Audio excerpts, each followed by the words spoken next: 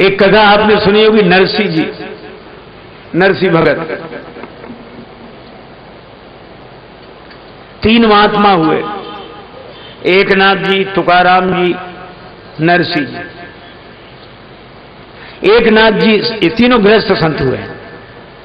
एकनाथ जी की पत्नी पूरी तरह अनुकूल, वे बड़े खुश होते थे, भगवान बड़ी कृपा की, ऐसी पत्नी दी, सारे कार्य अच्छी तरह हो जाते हैं। और संत तुकाराम जी की पत्नी रखूबाई पूरी प्रतिकूल। एक दिन तुकाराम बैठे सत्संग कर रहे थे, वो पानी भर के आई, दूर से घड़ा सिर पे रखा, और जो देखा बैठे सत्संग, अरे निठल्लो तुम्हें कोई काम नहीं है, सवेरे से बैठ गए, भाग जाओ यहां से, मत बैठना, दोबारा मैं आऊंगी। घबराए बेचारी सत्संगी। तुकाराम बोले बैठे रहो बैठे रहो।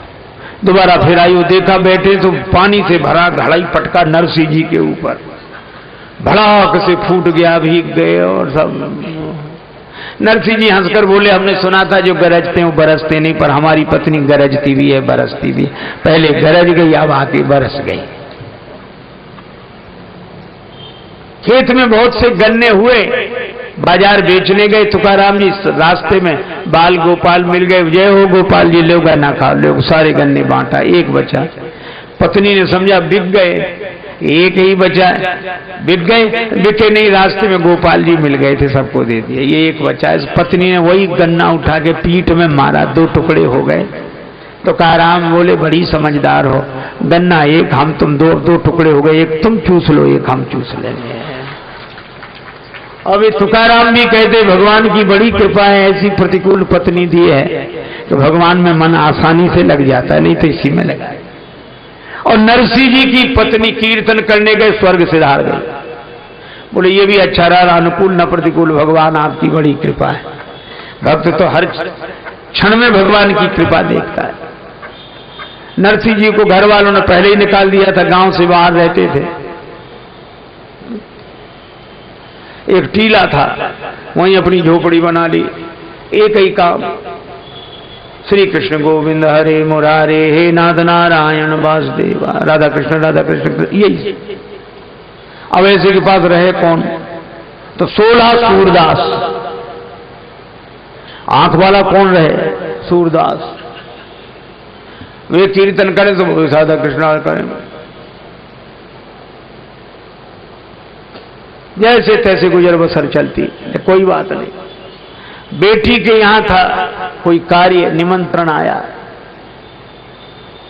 नरसिंह जी ने बोला, अब सूरदास बाबा क्या खबर, कहां से आए? अरे बेटी के यहां। अच्छा तो चलोगे नहीं बाबा, हम लोग भी घूम आएंगे। नरसिंह जी बोले चलें तो, पर यहां तो भोजन के लाले पड़े, कहां, न गाड़ी न बैल। अरे मान लो आपके तो बड़े बड़े लोग हैं तो बड़े बड़े लोग, लेकिन तुम नहीं जानते ना। नहीं, अरे आपको कोई मना कर, आप तो एक सज्जन कर दे, आपके तो नजरे दौलत है,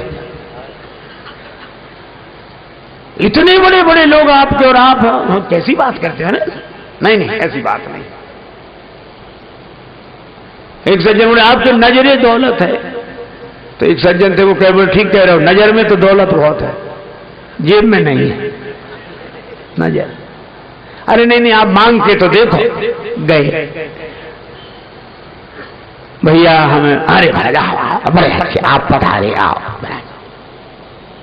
भैया, हाँ बोलो, हमें बेटी की, अरे बिल्कुल जरूर जाना चाहिए, निमंत्रण आया है बेटी जाओ, लेकिन जाएं कैसे, न बैल न गाड़ी, बैल मिल जाए, और जो सुना बैल, अरे महाराज खेती बाड़ी का काम है हम लोगों को, तो लेकिन आपको मना कैसे करें, पुराने बैल हैं, बूढ़े काम चल जाए, दे भी रहे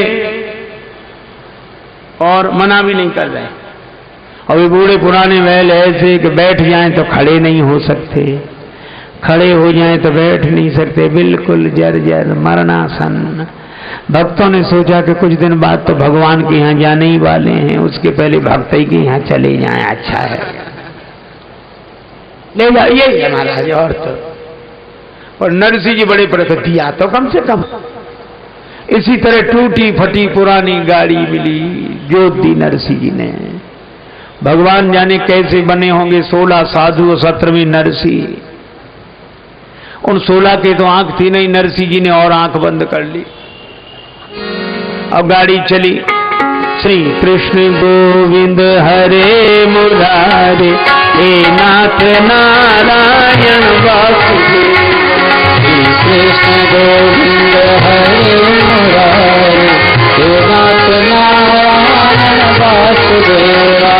श्री कृष्ण गोविंद हरे मुरारे, हे नाथ नारायण वासुदेवा।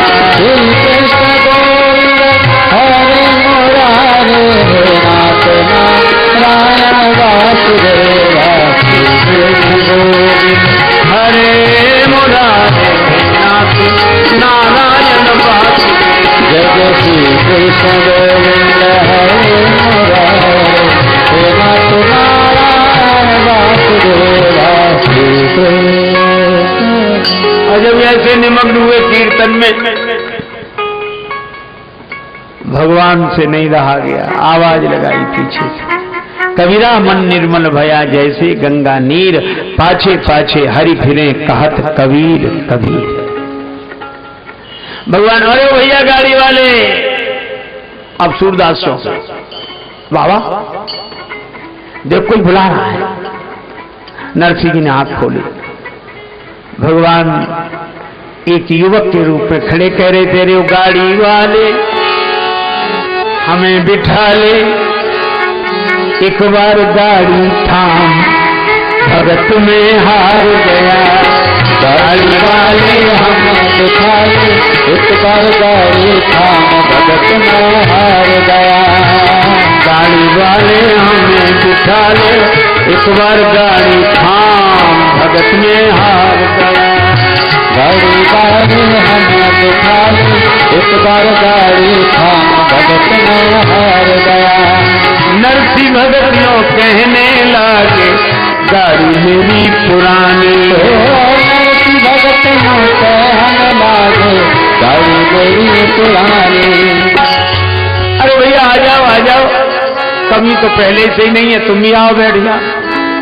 भगवान जाने 16-17 कैसे बने होंगे उस गाड़ी में।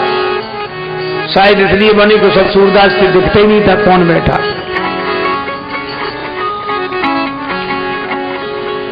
नरसिंह जी ने कहा आओ तुम भी बैठ जाओ, लेकिन एक बात है। क्या बोले? जल्दी पहुंचने की मत कहना, मेरी पुरानी गाड़ी है। भगवान ने कहा चिंता मत कर, गाड़ी तेरी ठीक करूंगा, ये मैंने मन ठानी है। गाड़ी तेरी ठीक करूंगा, ये मैंने मन ठानी है। अच्छा तो भैया कौन हुआ? खाती मेरी जाति भगत जी, कृष्णा मेरा नाम, भगत में हार गया। खाती मेरी जाति भगत जी, कृष्णा मेरा नाम, भगत में हार गया। खाती मेरी जाति भगत जी, कृष्णा मेरा नाम, भगत में हार गया। खाती मेरी जाति भगत जी, कृष्णा मेरा नाम, भगत में हार गया। भगत में हार गया। अरे मैं जाति का खाती हूं, लकड़ी का काम करने वाला। नाम क्या है? कृष्ण। और भैया भैया मुझे लगता है कि भगवान ने कृपा करके ही तुम्हें भेज दिया है। गाड़ी की तो भगवान बोले अभी रुको। गाड़ी लगे सुधारने, हरि हाथ में आ रही थी,